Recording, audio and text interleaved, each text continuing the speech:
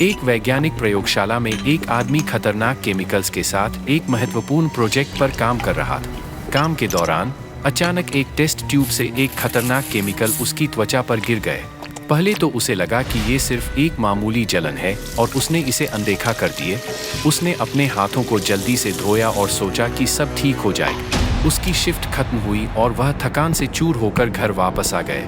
रात के समय जब पूरा शहर शांत था, वह आदमी बिस्तर पर जाकर सो गए। लेकिन जैसे ही घड़ी की सुई ने ठीक 12 बजाए, उसे अचानक तेज बुखार और बेचैनी महसूस हुई।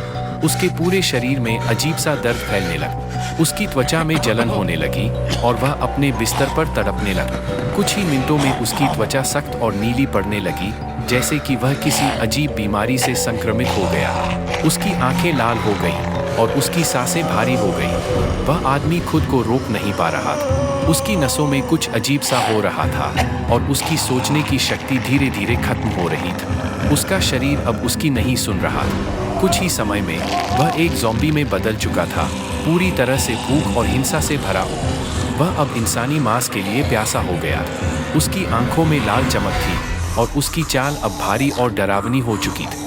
जैसे ही उसने अपने परिवार के कमरे की ओर देखा, वह अनजाने में दरवाजे की ओर बढ़ा। दरवाजे को उसने अपनी पूरी ताकत से तोड़ा, जिससे दरवाज़ा टूट गया। उसके परिवार के सदस्य गहरी नींद में थे, लेकिन अब उनके सामने मौत खड़ी थी। उसका परिवार जागा और उसकी हालत देखकर चौंक गए, लेकिन अब बहुत देर हो चुकी थी।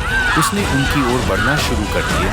परिवार के सदस्य डर और चीखों के साथ बचने की कोशिश कर रहे थे, लेकिन ज़ॉम्बी की भूख को अब कोई नहीं रोक सकता था।